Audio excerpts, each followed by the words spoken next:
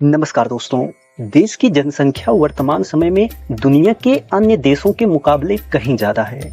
भारत वर्तमान समय में दुनिया की सबसे अधिक आबादी वाला देश है। लेकिन यहाँ आपको यह जानकर के हैरानी होगी कि भारत के अंदर जो पुराने समय में दीर्घ परिवार का चलन होता था, उसका जो ढांचा बनाया गया था, वह धीरे-धीरे कर के टूटता जा रहा है। जिस वजह से कई समस्याएं उभर करके या कहीं निकल करके सामने आ रही हैं। देखिए, दीर्घ परिवार के बारे में हमने पहले भी वीडियो बनाया हुआ है, उसमें बताया भी हुआ है। लेकिन दीर्घ परिवार से जो एकाकी जीवन से होते हुए एकल परिवार की तरफ लोग बढ़ रहे हैं, उससे सबसे बड़ी समस्या तो यही है कि लोगों के पास किसी के मरने पर या किसी खुशी के अवसर पर लोग ही नहीं होते हैं।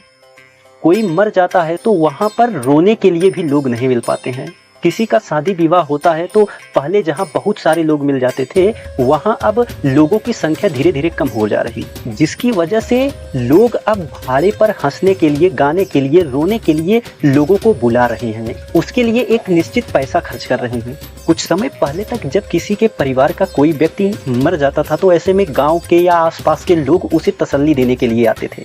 लेकिन आज का चलन यह है कि उसके खास लोग भी नहीं आ पाते हैं।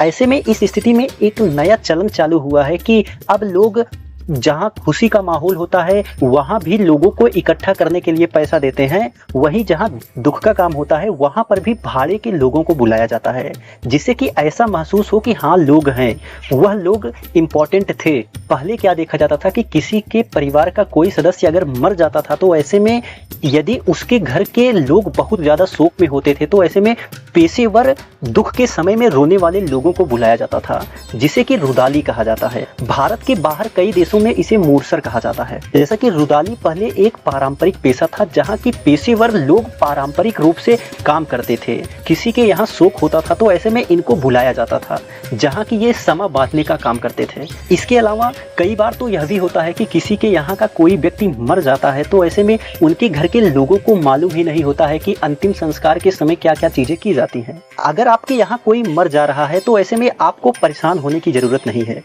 क्योंकि मार्केट से आप रोने वाले लोगों को बुला सकते हैं। इसके अलावा अगर आपको नहीं पता है कि अंतिम संस्कार में क्या क्या किया जाता है तो उसके लिए भी लोग आते हैं, उसमें भी पैकेज होता है। आज से कुछ साल पहले मैंने एक खबर पढ़ी थी जिसमें कि एक नया स्टार्टअप निकल करके सामने आया था, वो भी राजस्थान की तरफ से।